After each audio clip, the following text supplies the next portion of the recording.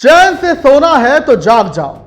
अभी बात मैं इसलिए कह रहा हूं कि अब जो खबर आपके सामने आ रही है, जो बात, जो घटना मैं आपके सामने पेश कर रहा हूं, वो आपकी नींदें उड़ा सकती है। क्योंकि ना जाने हमारे बीच एक धर्म विशेष के लोग जो है एक धर्मांतरण रैकेट चलाते हुए दिख रहे हैं और इनका टारगेट महिलाएं होती हैं, नाबालिग लड़कियां होती हैं और ये उनके पीछे उस आड़ में धर्मांतरण करते हैं। तभी कह रहा हूं कि अगर चैन से सोना है तो अब जाग जाओ और जाग कर कान खोल कर ये पूरी खबर सुन लो। नमस्कार, आप देख रहे हैं की दहाड़, मैं हूं आपके साथ होम पांडे।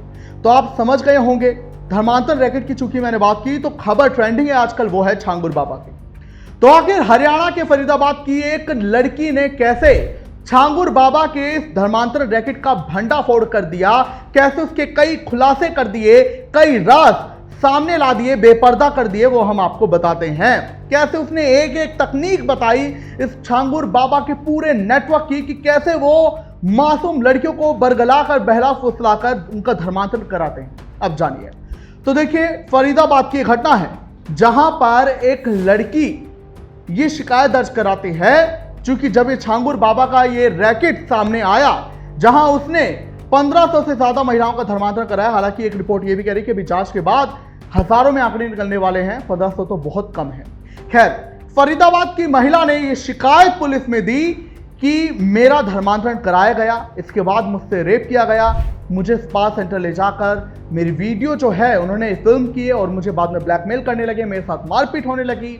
उसने एक एक करके एक एक कड़ी इस पूरे धर्मांतरण रैकेट की बताई है।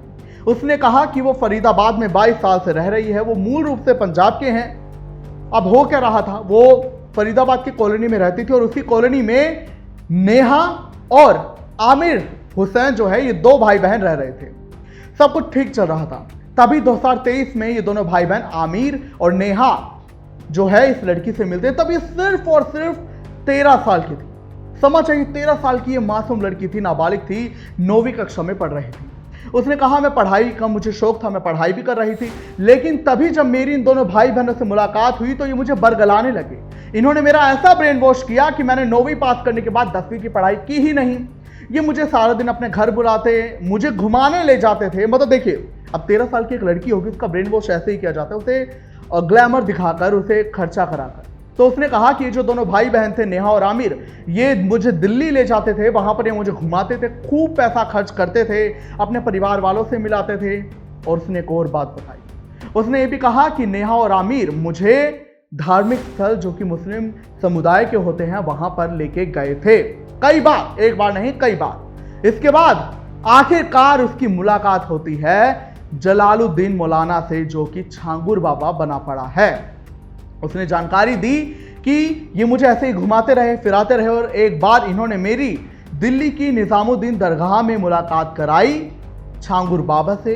वहां पर उसने मेरा धर्मांतरण कराया और मुझे आमिर से शादी करने के लिए कहा, जिसके बाद ये आमिर मुझे अपनी भाभी सबीना के घर ले गया। इसने मेरे साथ जो है रेप किया, उस पूरे कांड को इसने फिल्म किया, जिसके बाद मुझे मार पीटने लगा, मुझे ब्लैकमेल करने लगा। इसके अलावा आमिर के जीजा नवाब तक ने मेरे साथ रेप किया। जब उसके बीवी बच्चे घर से बाहर चले जाते तो वो मेरे साथ रोजाना रेप करता था, मारपीट करता था। उसने एक और बात उजागर की इस पूरे धर्मांतरण रैकेट की कि कैसे ये धर्मांतरण हो रहा था। पहले तो ब्रेन वॉश करके छांगुर बाबा ने जो है उसका धर्मांतरण कराया, उस मासूम लड़की का। इसके बाद ये जो नेहा नाम की लड़की थी, ये क्या करती थी, उसे मारती पीटती थी और खाना नहीं देती थी और ये कहती थी कि अगर तू नमाज नहीं पढ़ेगी, तो उर्दू की ये जो कलमे हैं वो नहीं पढ़ेगी तो तुझे खाना नहीं मिलेगा। यानी कि उसे इस हद तक परेशान किया गया उस मासूम बच्चे को, जिसकी उम्र क्या ही थी, 13 साल की थी, फिर 14 साल की। क्योंकि देखिए 2023 की घटना थी और 2025 में उजागर हुई है जब ये पूरा कांड छांगुर बाबा का निकल कर आया तो ये लड़की भी सामने आई और पुलिस वालों में जो है इसकी शिकायत हालांकि 2024 में दी गई थी और फिर से ये जो है मामला और उजागर हुआ जहां आमिर और नेहा को जो है गिरफ्तार किया गया है। नेहा जेल में है और आमिर को भी 16 तारीख को कोर्ट में पेश किया जाएगा, उसे रिमांड पर लिया जा सकेगा। तो इसने कहा कि मुझे मारा पीटा चाहता था और खाना ना देने के नाम पर ही कहते थे कि जब तक उर्दू के कलमे नहीं पढ़ेगी, ना ये जो नमाज नहीं पढ़ेगी तो तुझे खाना नहीं देंगे। रोजाना मारपीट करते थे, रेप करते थे। उसके बाद उसने जैसे तैसे खुद को छुड़ाया। उसके बाद वो अपने घर आई, उसने घर वालों को ये पूरा मामला बताया, तब घर वालों ने शिकायत दर्ज कराई, पोक्सो एक्ट के तहत ये मामला चला। उसके बाद नेहा ने फिर इसे किसी चीज से बरगलाकर अपने पास दिल्ली बुला लिया। वहां पर इसने स्पा सेंटर में इसे बुलाया, वहां पर इसके साथ फिर रेप किया गया, इसके वीडियोस बनाए गए, इसे परेशान किया जाने लगा। जिसके बाद जब ये आमिर, इसे जेल में भी तब डाला गया लेकिन बाद में बेल पर बाहर आ गया, तो ये फिर से इस मासूम लड़की को परेशान करने लगा। ये मासूम लड़की जो पीड़िता, उसने कहा है कि उसके जो है उसे इतना परेशान किया गया, इतने सारे पुरुषों ने उसके साथ संबंध बनाए, जबरन उसे एक तरीके से देह व्यापार में धकेला गया था ये धर्मांतरण करने के बाद। बहरहाल मामले की जांच लगातार जारी है। छांगुर बाबा का नेटवर्क पूरी तरह से खंगाला जा रहा है। ये भी देखा जा रहा है कि इंटरनेशनल फंडिंग की जो बात सामने आई है कि ISI से वो मिला था इस धर्मांतरण रैकेट को और मजबूत करने के लिए। फिलहाल अब ATS एक एक चीज पर, एक एक पहलू पर गौर कर रही है। और ये जो फरीदाबाद की लड़की ने जो खुलासे किए हैं, इस पर आप क्या कुछ कहेंगे, मिस्टर बताएं।